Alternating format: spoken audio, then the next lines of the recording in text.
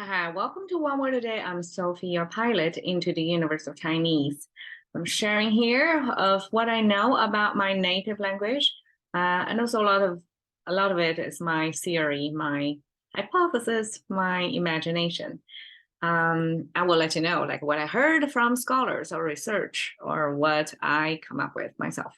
Okay, 歪瓜裂枣 is Chinese unkind way to comment on appearance of another person. A lot of times it's commenting on the man. 歪瓜裂枣. Yeah, actually I don't hear that used on girls. Mostly it's guys. So 外国猎枣, we use the two type of fruits, how they're grown, like not in the ideal shape. It's off balanced or their surface crack. Then it's not the perfect fruit anymore. Chinese use that to depict it's not perfect looking person. Okay, today we have 歪理邪说. 歪理邪说 is okay, another adjective, noun pairing, like 歪理邪说. So 理 and 说 are the similar, like they are noun. They're talking about stuff, right? And how they are in their nature. So this is the major depiction. Why? We have it again. I use it as odd theory. Odd is because probably it's not very convincing. It's not very commonly or intuitively known to the listener. Therefore, when you hear this theory, somebody come up with something to tell you, you're not exactly buy into it. So that's 歪理.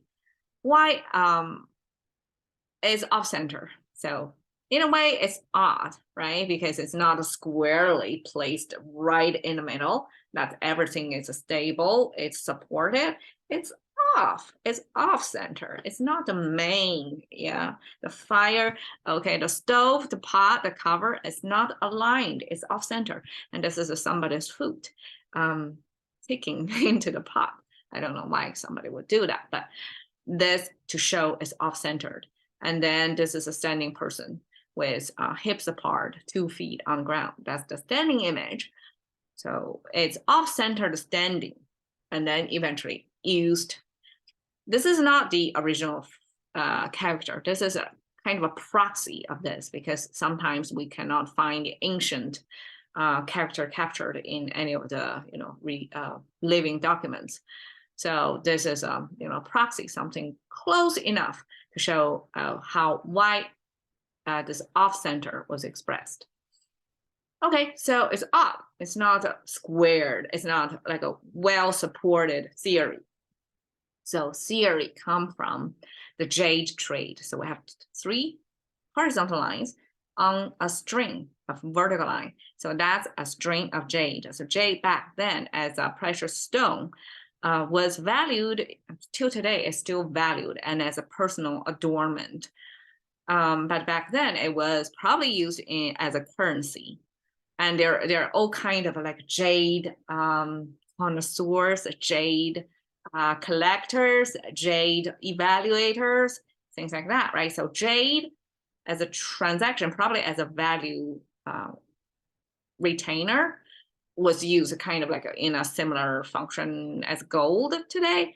So that was jade discs on a string. So you can see they are not for their aesthetic value, but as their value storage.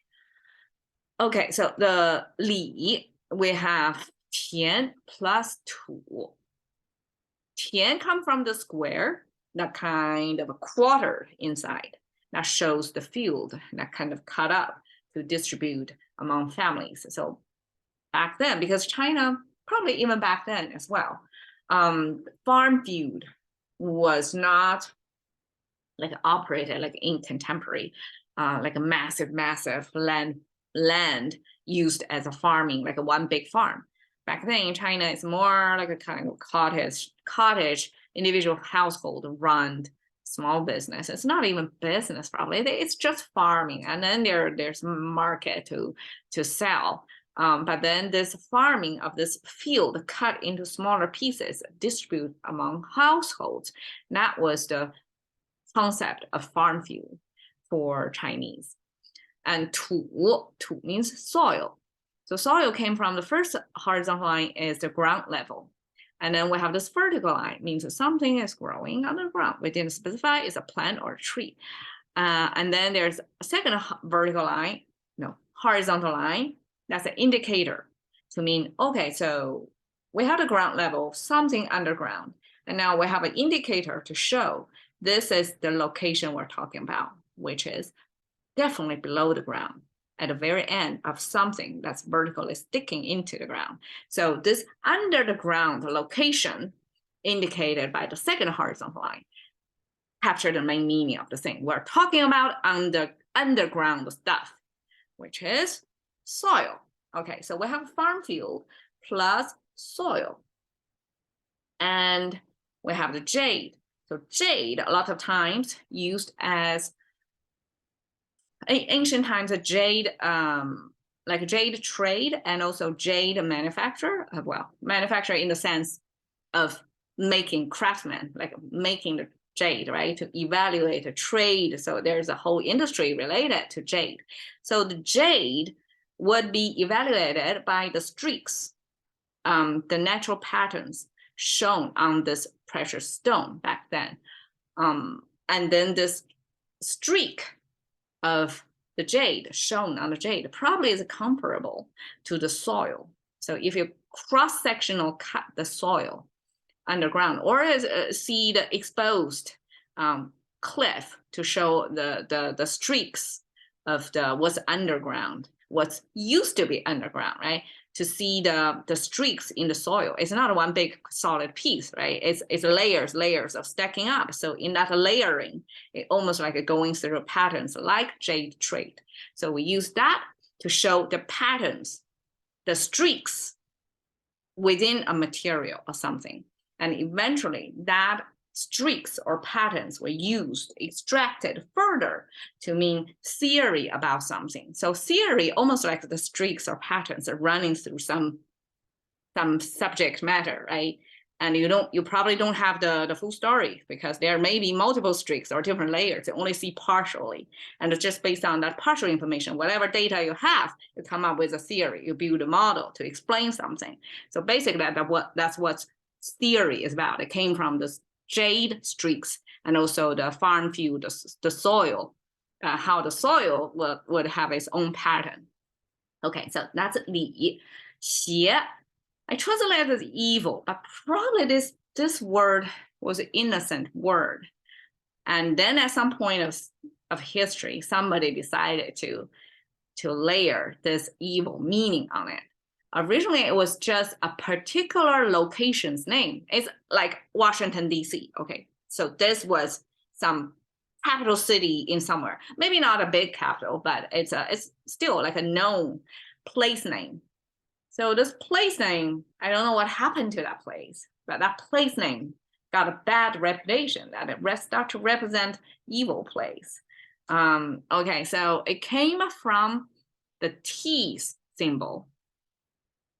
It may be a little bit difficult to see the T symbol, but you can see this is the upper teeth, lower teeth, and I guess this is the mouth, tip of the nose. So almost like a side view representation of your mouth and teeth. Side and close-up view. Almost like when you take an X-ray, right? That's what you're going to see, except that this is a language abstraction of the reality of your, chamber on the side. So that's teeth expression. And the right side, we have E. E is location name that's kind of comparable to legislature in today's sense. That means it's a governed place. So the border was clearly defined under one governance or one legislature. If there is a hierarchy, right? Like the emperor back then was the big boss of the nation, and then have different regions and then the lower down, like a cut into like a state to county to city, right? To district, all that. Contemporary layering, ancient time have its corresponding structure. So this was originally such a well-defined bordered place. So this circle means the land. And then here, this kind of squiggly thing, it's actually a hunched human being figure, kind of distorted, because its language is on a 2D space and then easily can be distorted. It's not to the proportion, but this is a side view of the person. And here is the feet. It's somebody who is sitting on the hill. I don't know if you ever tried that, but sitting on a hill was used to be the posture people take when they eat. So before the time of chairs and table, that was like more catered to the human ergonomic design, right? Ergonomic design. Before such a thing, people sit on their heels and eat. So this depicts that, and it's distorted. So this is the feet, the upright feet. So we have a people, and we have a place. People plus place defines that region, that legislature, like a bordered county, for example, back then. So this county with this T symbol is a particular county name, eventually adopted evil. So we don't know the story happened in history.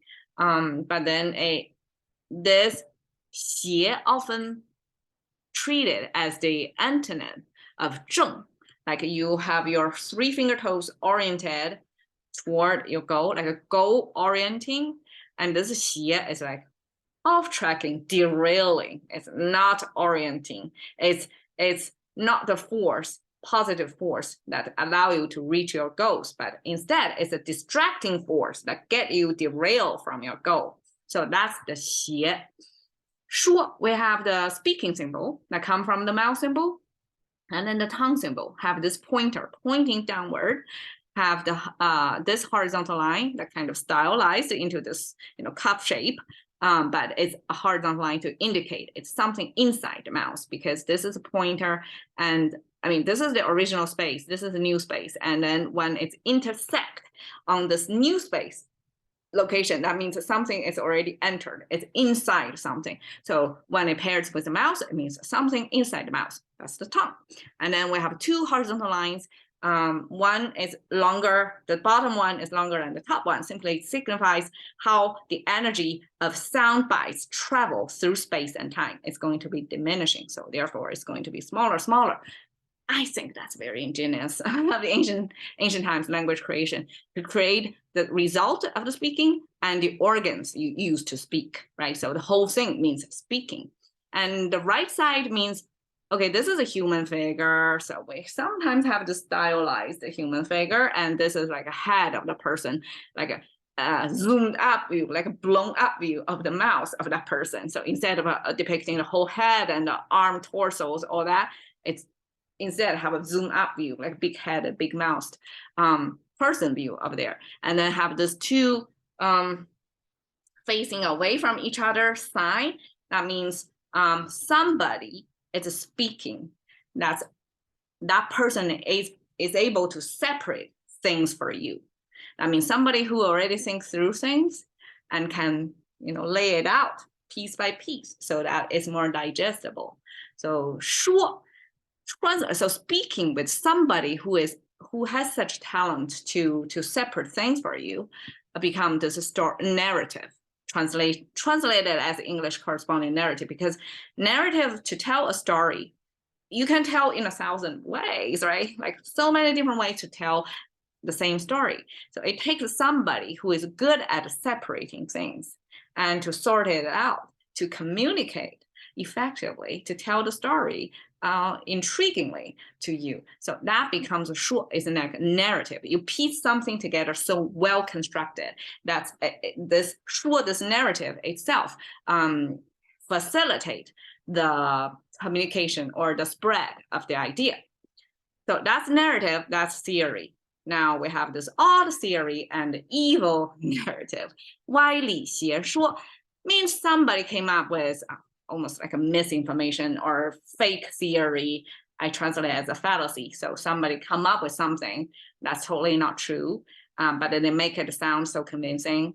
But still, you can tell it's not true. That's why you're using this phrase to kind of judging somebody else is trying to tell you something, you don't buy it. You say this is 歪理邪说, 邪说, it's odd, and also it's evil. It's not something I'm going to buy.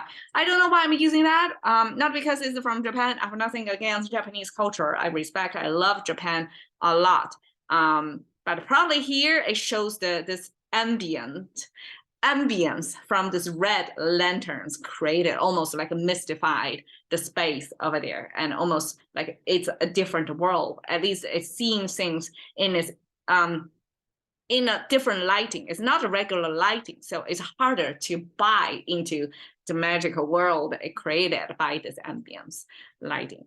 And that's probably just slightly tangent on today's topic on 歪理邪说. Cashing into the currency of thinking by one word a day with Sophie. See you another day.